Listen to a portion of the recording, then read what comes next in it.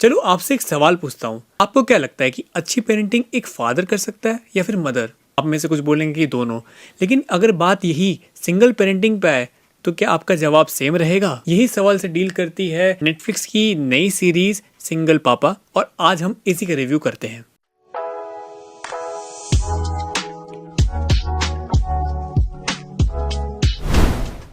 तो हाल ही में मैंने सीरीज़ देखी है सिंगल पापा, और इसे क्रिएट किया है इशिता मल्होत्रा और नीरज उद्वानी ने। लीडिंग रोल में है कुणाल खेमू, प्राजक्ता कोली और मनोज पावा, और सपोर्टिंग कास्ट भी बहुत अच्छी है। पहले शुरू करते हैं एक छोटे से सिनॉप्सिस से।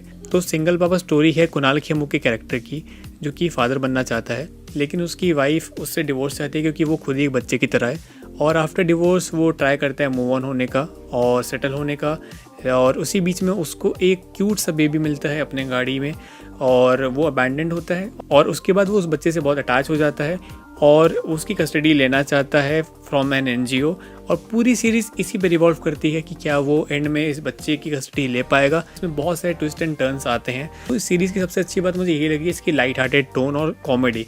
मतलब आजकल हम लोग कई से कॉमेडी शोज़ देखेंगे या फिर कॉमेडी मूवीज़ देखेंगे जिसमें कुछ खास इफेक्ट नहीं होता है, इम्पैक्ट नहीं पड़ता है, लेकिन इसकी मैं खास बात ये बताऊं कि इसकी हर एक चीज़ एक सिचुएशनल कॉमेडी पे रिवॉल्व करती है और जो हिट करती है।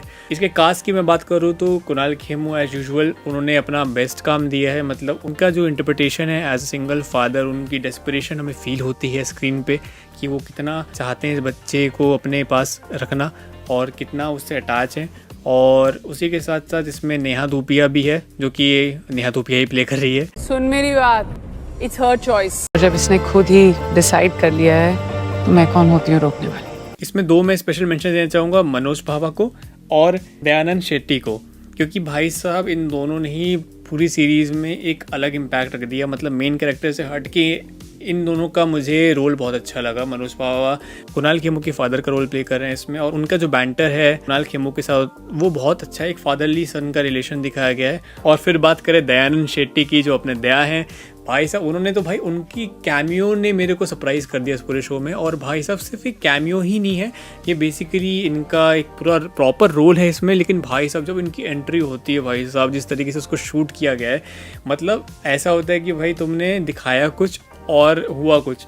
मतलब ऐसे एक्सेंट उन्होंने पकड़ी है इसमें, मतलब भोजपुरी वाली, और जिस तरीके से उनका स्टोरी आर्क दिखाया गया। और एंड में एक सीन भी आता है जिसमें वो बेसिकली इस शो में एक नैना का कैरेक्टर प्ले कर रहे हैं। जैसे फीमेल नैनी होती है तो उसमें नैना प्ले कर रहे हैं, मतलब वो जो मेल वर्जन होता है। और एक सीन उनका आता है जिसमें जो नेहा धूपिया का कैरेक्टर है, जो कि एनजीओ को रन करती है, वो आती है इंस्पेक्शन के लिए और वो बोलती है कि he will not be suitable for the role of a nanny. So वो एक फीमेल नैनी को ही लाती है, और वहाँ पे जो इमोशंस दिखाए जाते हैं उनके कैरेक्टर की, उनका डिस्परेशन, उनका अटैचमेंट, और फिर कुणाल खेमू कैसे रोकता है, मतलब वो बहुत इमोशनल सीन था। और ओवरऑल इस पूरे शो में बहुत सारे ऐसे सीन्स हैं जो हिट करते हैं, और मतलब ये उस जोन में ले जाता है जो हमने बहुत पहले एक हे बेबी मूवी देखी थी, तो उस पूरे जोन में ये सीरीज़ ले जाती है।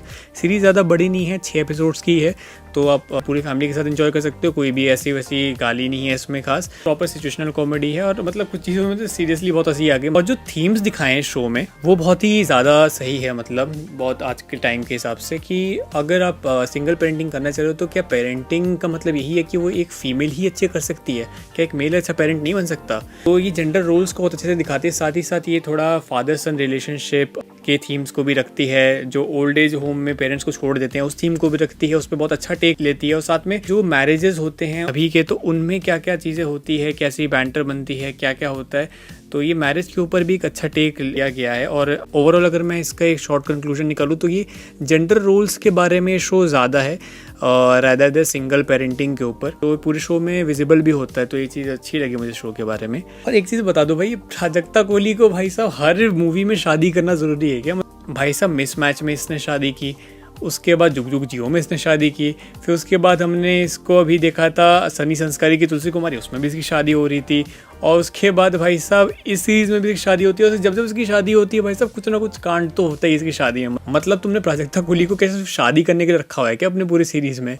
और सिर्फ प्राजक्ता कोहली तक शायद ये बात नहीं टिकती है। जो आयशा राजा मिश्रा का कैरेक्टर है उनको हमने आप जैसे कोई में देखा था भाई साहब, उसमें भी वो एक्स्ट्रा मैरिटल अफेयर वाली चीज़ में पड़ गई थी और इसमें भी उसी का नोट दिया गया भाई साहब। ओवरऑल ये सीरीज़ मेरे को बहुत ज़्यादा अच्छी लगी, बहुत लाइट हार्टेड टोन कैरी करती है, आप लोग अपनी फैमिली के साथ देख सकते हैं। मैं ओवरऑल इस सीरीज़ को देना चाहूँगा 4 आउट ऑफ 5 स्टार। आप भी जाइए देखिए सीरीज़ को और कमेंट्स में मुझे ज़रूर बताइए आपको कैसी लगी सिंगल पापा।